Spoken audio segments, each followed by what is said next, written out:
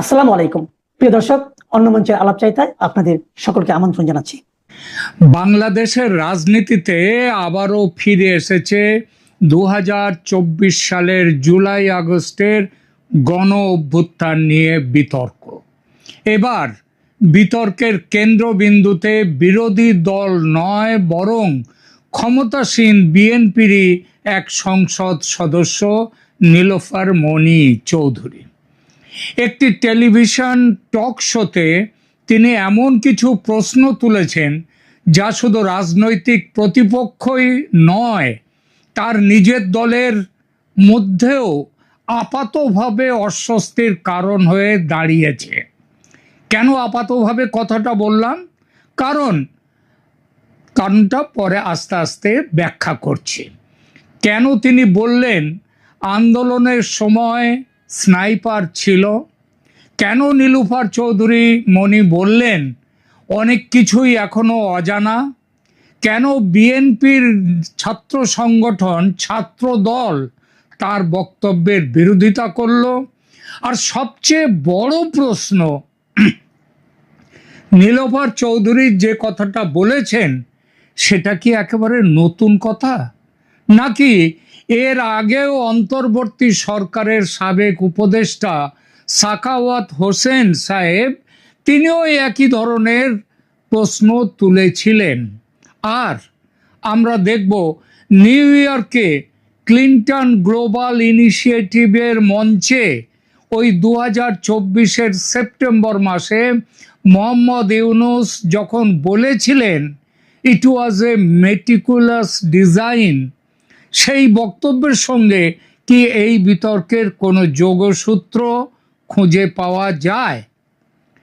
আজ আমরা কোনো সিদ্ধান্ত চাপিয়ে দেব না, বরং তথ্য, বক্তব্য এবং প্রশ্ন এই তিনটিকে পাশাপাশি রেখে বিষয়টি বোঝার চেষ্টা করব। প্রথমে বলি, নীলুফার মনি আসলে কি বললেন। নীলুফার মনি মূলত তিনটি বিষয় সামনে এনেছেন। প্রথমত, তার দাবি আন্দোলনের সময় এমন কিছু গুলির ঘটনা ঘটেছিল যা নিয়ে এখনো স্পষ্ট উত্তর পাওয়া যায়নি। দ্বিতীয়ত, তিনি স্নাইপার ব্যবহারের প্রসঙ্গ তুলেছেন। তৃতীয়ত, তিনি বলেছেন পুরো ঘটনার পেছনে পরিকল্পনা ছিল কি না তা তদন্ত হওয়া উচিত। এখানে একটি বিষয় গুরুত্বপূর্ণ, তিনি সরাসরি বলেননি জুলাই আন্দোলন ভুয়া ছিল, এটা তিনি বলেননি। তিনি এটাও বলেননি যে সব কিছু বিদেশি ষড়যন্ত্র ছিল, বরং তিনি প্রশ্ন তুলেছেন যে ঘটনাগুলোর এখনো পূর্ণ ব্যাখ্যা নেই, সেগুলো নিয়ে নিরপেক্ষ তদন্ত হওয়া উচিত।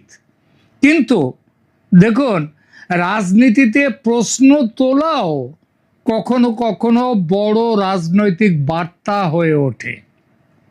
কারণ জুলাই গণ অভ্যুত্থানকে বর্তমান বাংলাদেশের রাষ্ট্র রাজনীতিতে একটি ঐতিহাসিক গণ আন্দোলন হিসেবে দেখা হবে, নাকি একটি ষড়যন্ত্রমূলক গণ অভ্যুত্থান হিসেবে দেখা হবে, এই ব্যাপারটা নিয়ে বিতর্ক আজকের নয়, পুরনো, গত প্রায় দু বছর ধরে চলছে। ফলে এই আন্দোলনের ভেতরে অদৃশ্য পরিকল্পনা বা অন্য শক্তির ভূমিকা নিয়ে প্রশ্ন উঠছে, আর সেটা উঠতেই নতুন করে বিতর্ক শুরু হয়েছে। কেন এত সমালোচনা নীলুফার চৌধুরীর? গতকাল আমি বাংলাদেশের বিভিন্ন পত্রিকাগুলো দেখছিলাম, তাদের অনলাইন সংস্করণ, এবং সেখানে আমার দেশ পত্রিকা তো একেবারে ভয়ঙ্করভাবে এই নীলুফার চৌধুরীর বক্তব্যের বিরুদ্ধে বক্তব্য রেখেছেন। এবং গতকাল আমি দেখছিলাম মাসুম হবেন, তিনি আবার জামায়াতের নেতা, তিনি বলেছেন বিএনপি তারা ওই গণ আন্দোলনের, জুলাই আন্দোলনের বিরুদ্ধে চলে গেছে। তো সমালোচনার প্রধান কারণটা হচ্ছে রাজনৈতিক। 24শে জুলাই আন্দোলন নিয়ে বিএনপির অবস্থান কীরকম জানেন? অনেকটা সেই ধর্মেও আছি, জিরাফেও আছি, মানে পরস্পর বিরোধী দুই শিবিরে দুদিকেই আছে। শেখ হাসিনা ফ্যাসিস্ট, অতএব হটাও তাকে। 24-এর আন্দোলনের সমর্থনে তাই নেমে পড়েছিল বিএনপিও। জামাত সহ মৌলবাদী শক্তি ও জামাতের ছায়া ছাত্র জনতার সঙ্গে জোট বেঁধে বিএনপি ছিল। জামায়াতের সঙ্গে বিএনপির পুরনো জোট সম্পর্ক ছিল, তাই জোট বাঁধতে অসুবিধা হওয়ার কথা ছিল না, তা হয়ওনি। আর জামাতের শেকড় যে পাকিস্তানে, এই সত্যিটা বিএনপির অজানা নয়। তাতে বিএনপির এতকাল কোনো অসুবিধা হয়নি, হওয়ার কথাও নয়। কারণ বিএনপি আদর্শগতভাবে হলো একটা খিচুড়ি পার্টি। আমার কথায় কেউ বিরোধ জানিয়ে বলতেই পারেন যে বিএনপির আদর্শ বলে কিছু নেই, সুতরাং আমি কেন বললাম আদর্শগতভাবে খিচুড়ি পার্টি। যদি কেউ একথা বলেন, আমি তার বিরোধটাকে কিন্তু মানতে পারবো না। কারণ দেখুন, সব কিছুরই একটা নিজস্ব ধর্ম বা বিশেষত্ব থাকে, সেটাকেই বলা হয়, ওই বিশেষত্বটাই বলা হয় তার আদর্শ। যেমন খিচুড়িরও একটা বিশেষ ধর্ম আছে, কোনটা কতটা দিতে হবে, চাল ডাল মশলাপাতি আলু কিংবা চিংড়ি, কোনটা কি দিতে হবে, সেটা হচ্ছে খিচুড়ির আদর্শ। বিএনপির খিচুড়িটা কীরকম দেখুন, এখানে পাকপন্থী আছে, পাক বিরোধী আছে, মুক্তিযুদ্ধপন্থী আছে, মুক্তিযুদ্ধ বিরোধী আছে, ভারতপন্থী আছে, ভারত বিরোধী আছে, মৌলবাদী আছে, আবার উদারবাদীও আছে, আরও বিশেষ করে বলা যায় জামাতপন্থী আছে, আবার জামাত বিরোধীও আছে। তো 24-এর আন্দোলন ছিল শেখ হাসিনা হটাও আন্দোলন। বিএনপি সানন্দে অংশ নিয়েছিল, 5 আগস্টে শেখ হাসিনা চলে যেতে বাধ্য হলেন।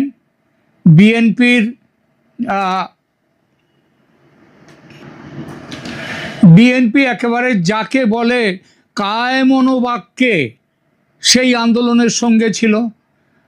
শেখ মুজিবুর রহমানের মূর্তি ভাঙা হলো, 32 নম্বর ধানমন্ডি ভাঙা হলো, একের পর এক মুক্তিযুদ্ধের স্মারক চিহ্ন ভেঙে দেওয়া হতে থাকলো। বিএনপি কখনো কোনো প্রতিবাদ করেছে? করেনি। বিএনপি তার সঙ্গেও ছিল।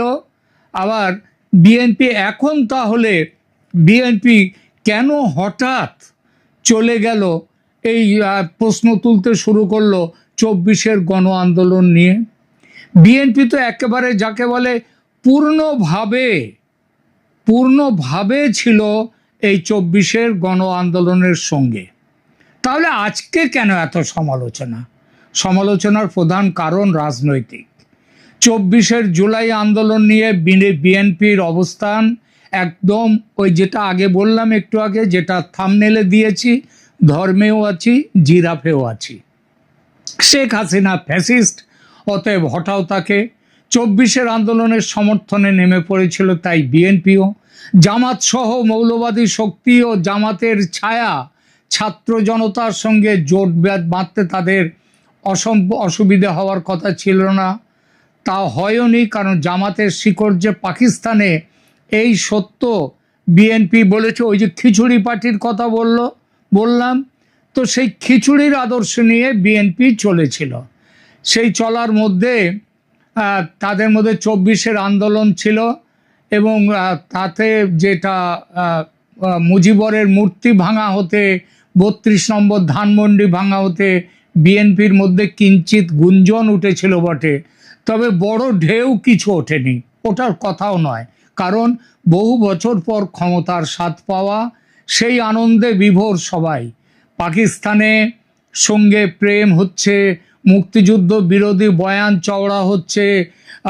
আমাদের মোহাম্মদ ইউনূস সাহেব অন্তর্বর্তী সরকারের প্রধান বলছেন যে তিনি কম্পিউটারে তিনি বলছেন উনি পেছনে চলে যাচ্ছেন, তিনি সব কিছু তিনি বলে দিচ্ছেন, সব মুছে ফেলা হচ্ছে, সব কিছু মুছে দেয়া হচ্ছে। তখনও তো বিএনপির কোনো হেলদোল ছিল না। দলের পাকপন্থী জামাতপন্থী অংশ দাবিয়ে রেখেছিল বিএনপির ভেতরের বিরুদ্ধপন্থীদের, কারণ সরকারের থাকাটা ছিল ম্যারেজ অফ কনভিনিয়েন্স। বিএনপি যখন ক্ষমতার সুবিধা পেয়ে দেশ জুড়ে চাঁদাবাজিতে ব্যস্ত, তখন জামাত কিন্তু যথার্থ আদর্শবাদী দলের মতো তাদের দলের শেকড় বিস্তারে সচেষ্ট থেকেছে। দখল করেছে সরকারের সমস্ত বৌদ্ধিক ও রাজনৈতিক ক্ষমতার কেন্দ্রগুলো। জামাত হয়ে উঠেছে ক্ষমতার আসল মালিক। বিএনপি চলে গেছে বহু পিছনে। বিভিন্ন বিশ্ববিদ্যালয়ের ছাত্র সংসদ নির্বাচনের ফলাফল ছিল এর বড় প্রমাণ। এরপর আন্তর্জাতিক চাপে নির্বাচন দিতে বাধ্য হলেন মোহাম্মদ ইউনূস। আমেরিকা সমেত বিশ্বের সর্বত্র যখন এই ধারণা বদ্ধমূল যে জামাত আসছে সরকারে, তখন স্রোতের বিপরীতে জিতে গেল বিএনপি, তাও আবার 2/3 আসন পেয়ে। বাংলাদেশ তো বটেই, বিশ্বের অন্যান্য দেশের এমনকি খোদ আমেরিকার বিশ্বাস বিএনপির এই জয় ভারতের ইঞ্জিনিয়ারিং এর ফল। এই প্রসঙ্গে বিশদে যাব না। তো বিএনপি ক্ষমতায় এসে গেল, তারেক রহমান প্রধানমন্ত্রী। এবার খিচুড়ি পার্টি বিএনপি অসুবিধায় পড়ল।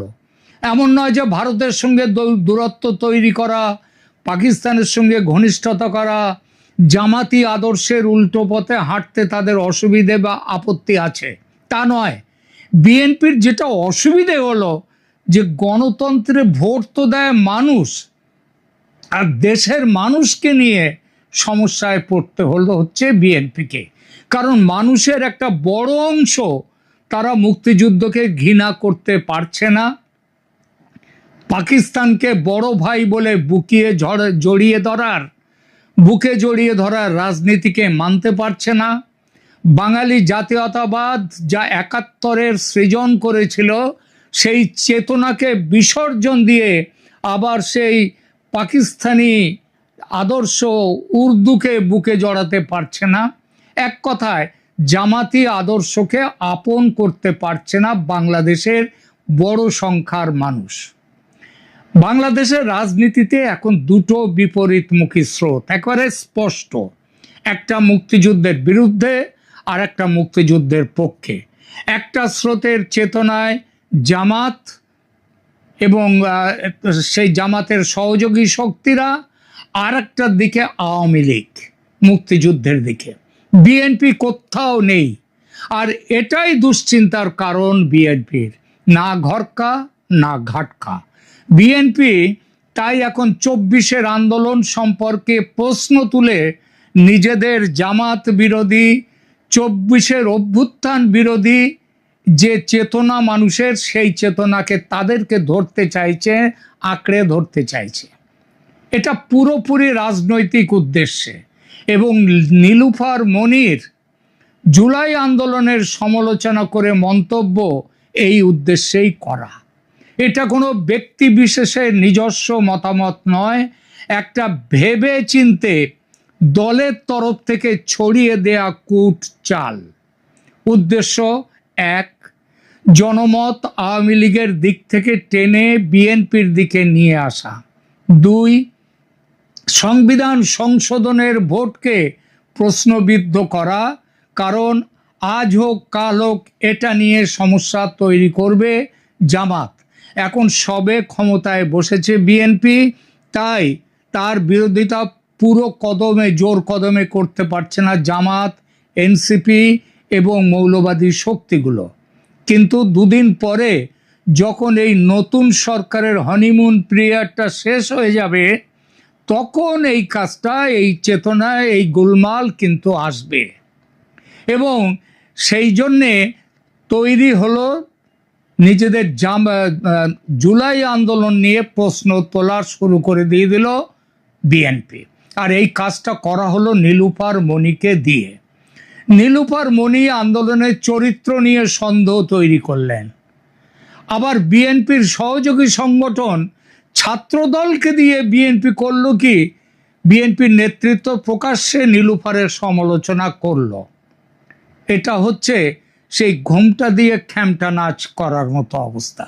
অনেক বিশ্লেষক বলেন নীলুফার মনির বক্তব্যকে এমনভাবে ব্যাখ্যা করা যেতে পারে যা আওয়ামী লীগের দীর্ঘদিনের অভিযোগ, অর্থাৎ আন্দোলনের পেছনে ষড়যন্ত্র ছিল, এর সঙ্গে আংশিকভাবে মিলিয়ে দেখা হতে পারে যে এটা হচ্ছে ষড়যন্ত্র।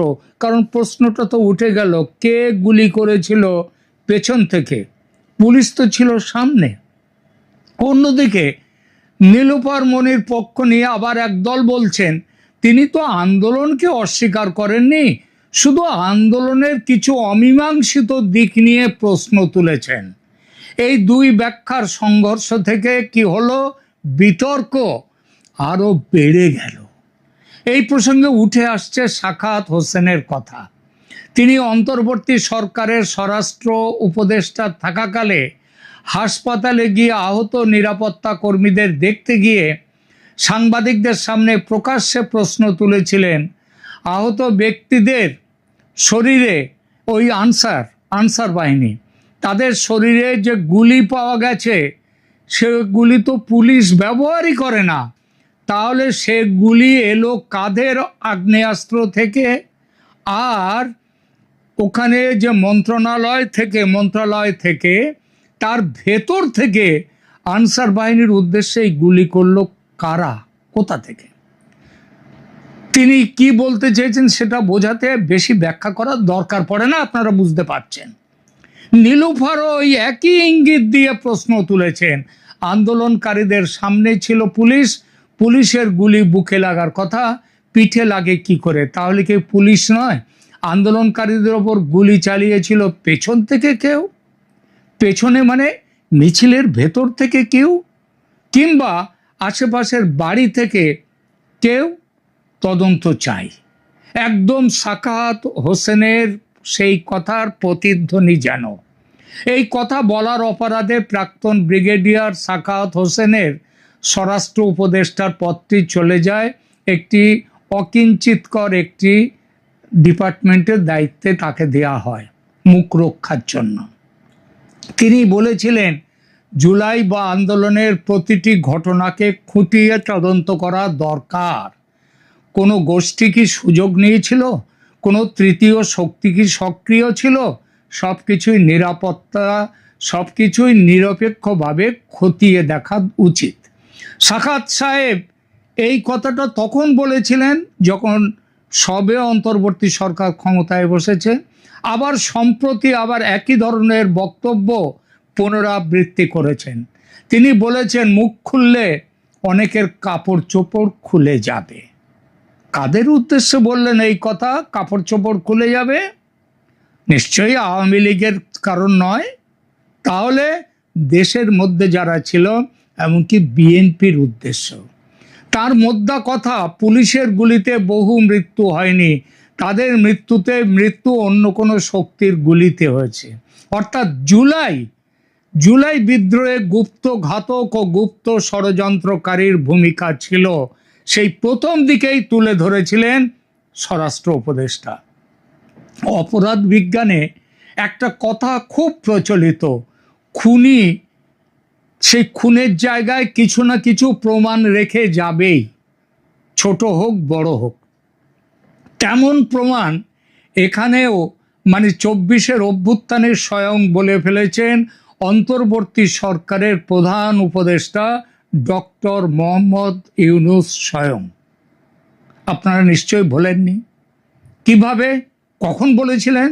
2024 সালে ওই আগস্টে 5 আগস্টের পরের মাসেই নিউ ইয়র্কে ক্লিন্টন গ্লোবাল ইনিশিয়েটিভের এক অনুষ্ঠানে মোহাম্মদ ইউনূস মেটিকুলাস ডিজাইন শব্দবন্ধ ব্যবহার করেছিলেন। এরপর থেকেই সামাজিক মাধ্যমে ব্যাপক বিতর্ক শুরু হয়।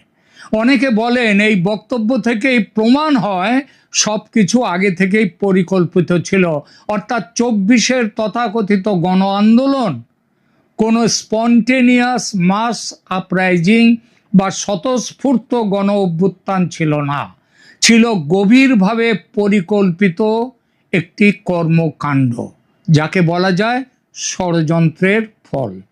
অন্যদিকে ইউনূসের সমর্থক ও অনেক বিশ্লেষক এটা উড়িয়ে দিয়ে বলেন বক্তব্যটি প্রসঙ্গ থেকে বিচ্ছিন্ন করে ব্যাখ্যা করা হচ্ছে। তাদের মতে মেটিকুলাস ডিজাইন বলতে তিনি পুরো রাজনৈতিক ষড়যন্ত্র বোঝাননি, বরং আন্দোলনের সংগঠন, প্রস্তুতি বা ঘটনা প্রবাহের সুপরিকল্পিত দিক বোঝাতে চেয়েছিলেন। এই দু রকমের ব্যাখ্যাই বাজারে চালু আছে আজও। বরং প্রথম ব্যাখ্যাটা মেটিকুলাস ডিজাইন মানে ষড়যন্ত্র, এইটাই বেশি চালু। কিন্তু প্রশ্ন করতে হয় কোনটা ঠিক, ঠিক কোনটা এটা ঈশ্বর জানেন, আল্লাহ জানেন, আর জানেন মোহাম্মদ ইউনুস স্বয়ং, আর জানেন ডিপ স্টেটের জর্জ সোরস, আমেরিকা। কিন্তু লক্ষণীয় এটাই যে তারপর প্রায় 16-17 মাস ক্ষমতায় ছিলেন মোহাম্মদ ইউনুস, কিন্তু তার মেটিকুলাস ডিজাইন উক্তির কোনো বিশদ ব্যাখ্যা দেননি। কেন দেননি? কেন তিনি ব্যাখ্যা করলেন না যে তার বক্তব্যের বিকৃত ব্যাখ্যা করা হচ্ছে? তিনি এইটা বলতে চেয়েছিলেন। এখানেই বিষয়টি গুরুত্বপূর্ণ। নীলুফার মনি প্রশ্ন তুলেছেন, সাখাওয়াত হোসেন তদন্তের কথা বলছেন, তিনি প্রশ্ন তুলেছেন, ইউনুস মেটিকুলাস ডিজাইন বলছেন। এই তিনটি বক্তব্যকে কেউ যদি একটা সুতোয় গাঁথেন এবং বলেন দাল মে কুছ কালা হ্যায়, তাকে কি দোষ দেয়া যায়? এখনো পর্যন্ত এমন কোনো সরকার তদন্ত করেইনি, তা বিচার আসবেটা কি করে? ফলে কোনো সরকারি তদন্ত বা বিচারক সিদ্ধান্ত প্রকাশ্যে আসেনি, যা নিশ্চিতভাবে বলে দেয় যে তিনটি বক্তব্য একই ঘটনার একই অর্থ বহন করে। ফিরে আসি নীলুফার মনির কথায়।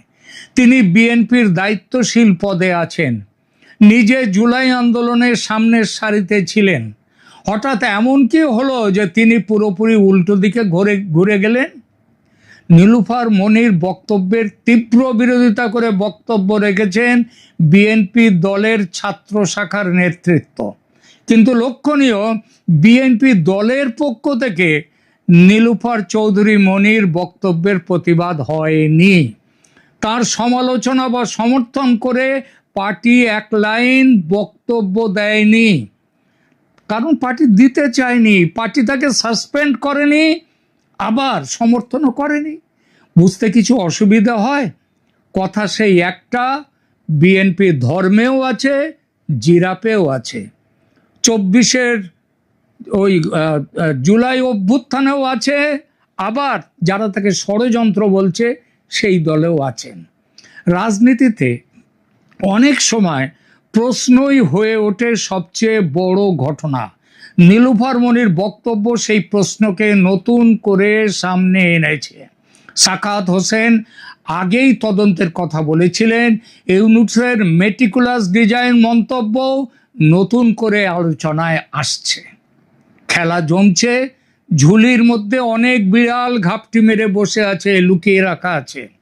আগামী দিনে ঝোপ বুঝে একটা দুটো করে বিড়াল বাইরে ছাড়বে বিএনপি, তার রাজনৈতিক সুবিধা নেয়ার জন্য, এবং তুলে দেবে প্রশ্ন জুলাই গণ অভ্যুত্থান নিয়ে। সেই মৌলিক প্রশ্নটা, 24-এর জুলাই অভ্যুত্থান কি গণবিপ্লব নাকি একটি গভীর ষড়যন্ত্র? এই প্রশ্ন বিএনপিকে লাভ দিতে পারে, আবার বুমেরাং হয়ে নিজের দিকে ফিরেও আসতেও পারে। ঝুঁকি কম নয় বিএনপির, কিন্তু উপায় নেই। রাজনীতিতে টিকে থাকতে গেলে ঝুঁকি নিতেই হয়। প্রিয় দর্শক, আপনাদের কি মনে হয় নীলুফার মনি, সাখাওয়াত হোসেন, মোহাম্মদ ইউনুসের সেই বক্তব্য কি একই ধরনের প্রশ্নের দিকে ইঙ্গিত করে, নাকি এগুলোর প্রেক্ষাপট সম্পূর্ণ আলাদা? আপনার মতামত অবশ্যই কমেন্টে লিখুন, কমেন্ট করুন। ভালো লাগলে লাইক দিন, শেয়ার করুন এবং অতি অবশ্যই সাবস্ক্রাইব করুন